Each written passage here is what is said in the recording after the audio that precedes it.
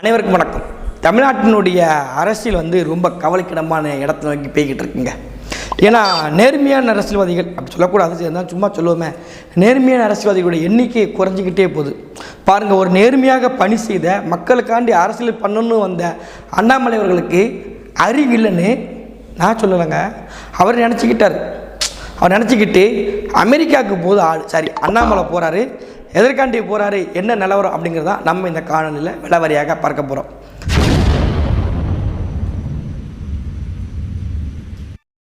அண்ணாமலை அவர்கள் அமெரிக்காவுக்கு போகிறாருங்க.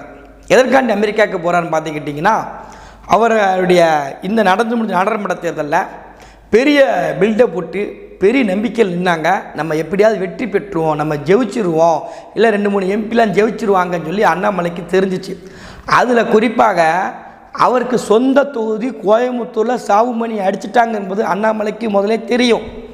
அப்போ திருநெல்வேலியில் இருக்கக்கூடிய அண்ணாச்சி பண்ணையார் அப்படி ஊர் ஸ்லாங்க அவர் அப்படி தான் சொல்லுவாங்க, நயனா நாகேந்திரன் ஜெயிச்சிடவே கூடாது என்பதில் ஊடுவேலை பார்த்த ஒரே ஆள் அண்ணாமலை மட்டும்தான். அதுவும் குறிப்பாக அவரை விட அதிகமான வாக்கு நயனா நாகேந்திரன் வாங்கிறவே கூடாதுங்கிறதுல ரொம்ப கனக்கச்சிதமாக திமுகவை தாண்டி, நாம் தமிழ் கட்சியை தாண்டி, அதிமுகவை தாண்டி தன்னுடைய கட்சியில் இருக்கக்கூடிய ஒரு தொண்டரோ இல்லை தன் கட்சியில் இருக்கக்கூடிய பொறுப்பாளர் எண்ணி மீறி வளர்ந்துடக்கூடாது என்பதில் ரொம்ப நுணுக்கமான அரசியல் செய்த ஒரே அருவருக்கு தகுந்த ஒருத்தர்னா அண்ணாமலை மட்டும்தான். அது யாருமே மறுக்க முடியாது.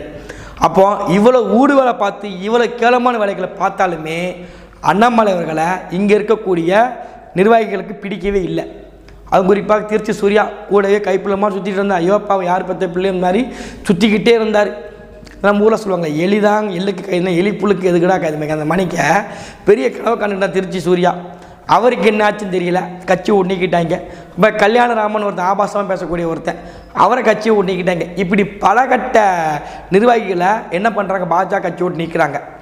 அப்போ இங்கே தமிழ் சுதந்திரம் அவர்களை தமிழ்நாட்டில் திட்டமிட்டே பாரதிய ஜனதா கட்சி முன்னக்கூட்டியே கண்டுபிடிச்சிட்டாங்க. என்னன்னா, அண்ணாமலைங்கிறது ஒரு ஒன்றுத்துக்கும் உதவாத ஒரு ஆளுமான்னு வச்சுக்குவாங்களேன், ஒன்றுத்துக்கும் உதவாது. அது என்ன பண்ணலாம், ஒரு இதை வச்சு பலியாடவன் ஆக்கலாம் தவிர வளர்த்து ஒரு பிரோஜனம் இல்லை கண்டுபிடிச்சிட்டாங்க.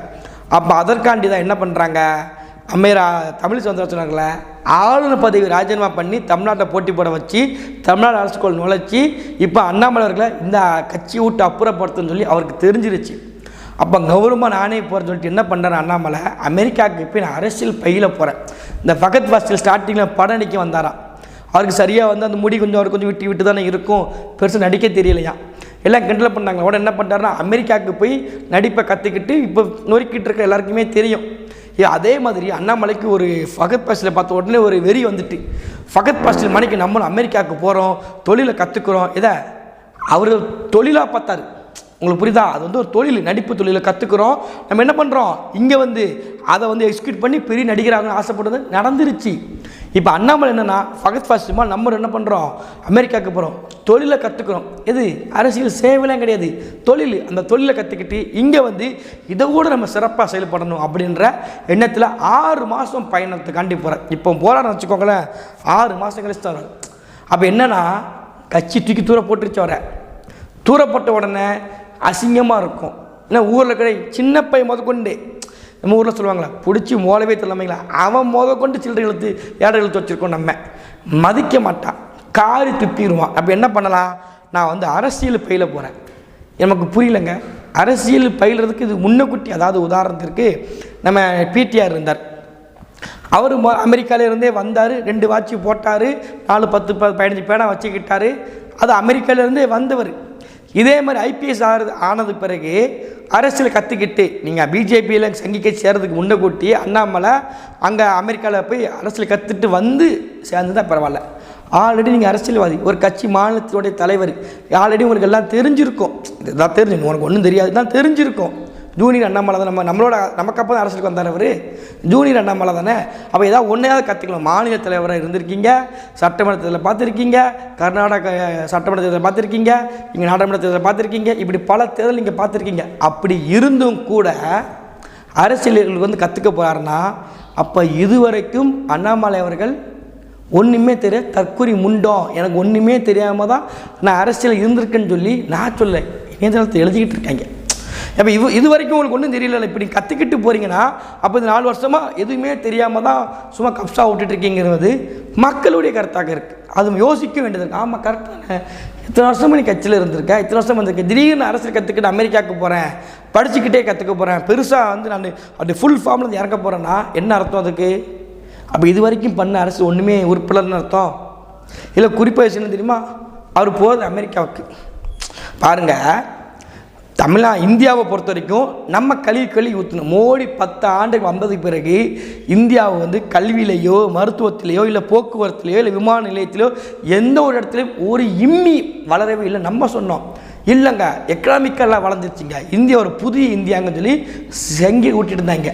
இப்போ இந்த சங்கிகளுக்கே சாணி ஊற்றி அடிச்சிருக்க அண்ணாமலை என்னன்னா, மோடி ஆட்சி செய்த 10 ஆண்டுகளில் கூட ஒரு பொலிட்டிக்கல் சயின்ஸ் இருக்கக்கூடிய ஒரு கல்லூரி இந்தியாவில் இல்லை, அமெரிக்காவில் தான் சிறப்பாக இருக்குது. அப்போ மோடி இந்தியாவை எந்த அளவிற்கு லட்சணம் ஆக்கியிருக்கார் என்பதற்கு சிறந்த சான்றால் அண்ணாமலை அமெரிக்காவுக்கு படிக்க போகிறது.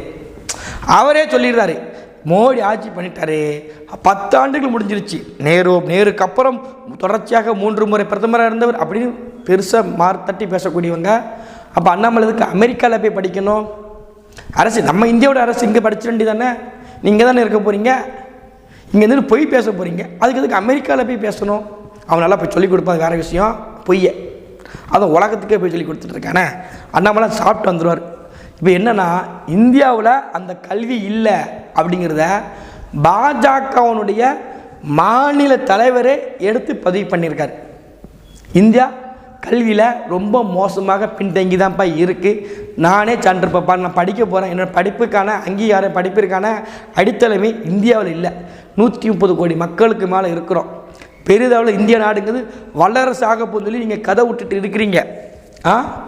டல்லர்ஸ் ஆகாமல் இருந்தால் போதும், ஆனால் வல்லரசுங்கிற கதை விட்டுருக்கீங்க. அப்படி இருந்தும் கூட ஒரு மாநில தலைவருக்கு படிப்பதற்கு அமெரிக்காவில் போய் படிப்பதற்கான கல்லூரி இருக்க தவிர இந்தியாவில் இல்லை. தமிழ்நாட்டை விட்டுங்க, இந்தியாவில் இல்லை. இதுதாங்க இவ்வளோ தாங்க இவங்களோட லட்சணம். இவங்க ஆட்சி பண்ணதை அண்ணாமலையை எடுத்து நிரூபித்து காமிச்சிட்டு போயிட்டார். இப்போ இறுதியாக நம்ம வந்து சொல்ல வர என்னென்னா, தமிழ்நாடு அரசியல் வந்து ஒரு சுத்தமாக ஆக போகுது. ஏன்னா பொய் வதந்தி கூட இருக்கிறவனே குழிப்பறிக்கிறது துரோகம் சொல்லி அண்ணா அண்ணா அண்ணா அண்ணா சர்க்கரையாக பேசி சேருது முழுக்க இந்த விஷச்செடி பண்ணுற வேலையை நுண் அரசியலை அறுவருக்கு தகுந்த அரசியலை தொடர்ச்சியாக அண்ணாமலை தமிழ்நாட்டில் செய்துக்கிட்டே இருந்தார். இன்றைக்கி அதற்கு அவரே சங்கு ஊதுவிதமாக அமெரிக்காவில் போய் நான் படிக்க போகிறேன், அமெரிக்காவில் போய் நான் வந்து அரசியல் கற்றுக்கிட்டு வர போகிறேன்னா, அப்போ இதுவரைக்கும் நான் செய்த அரசியல் ஒன்றுமே இல்லைங்கிறது அவரே ஒத்துக்கிறார். இன்னொன்று, இந்தியாவில் அதற்கான ஐட்டங்கள் படிப்புக்கு அனுப்பி ஐட்டங்கள் சொல்கிறேன், அது இல்லைங்கிறத அண்ணாமலை திரும்பி நிரூபிக்கிறாரு. இந்த பொறுப்பு விட்டு தூக்க போகிறாங்க, கௌரவமாக போகணும், அப்படி பந்தாவாக போகும்போது அப்படி தௌலட்டாக ஆகா ஒன்றும் இல்லைப்பா, நான் கீழே விழுந்துட்டேன், ஏன் மீசில் மண் ஓட்டலை பார்த்தீங்களா அப்படிங்கிற அந்த பெருமை எனக்கு வேணுங்கிறதுல அண்ணாமலை ரொம்ப தெளிவாக இருக்கார். மேய்க்கிறது எருமை, அதில் என்ன பெருமை?